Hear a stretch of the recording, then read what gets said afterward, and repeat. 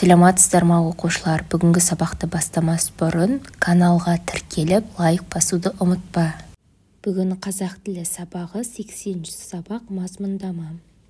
Бүгінгі мазмұндаманың тақырыбы көгерші мен таған. Жоспары тағанның көгершіндерге келіп қосылуы.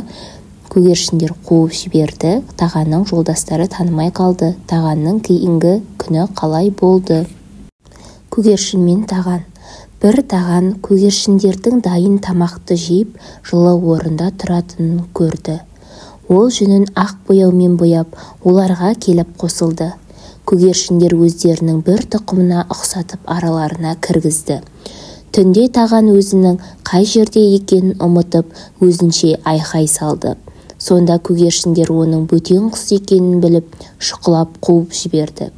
Бұдан кейін таған өзінің жолдастарына келіп қосылды.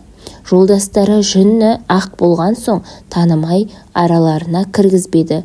Осы қалпымен таған көгершіндерге де қосылмай, өз жолдастарына да қосылмай, көрген күні қараң болды.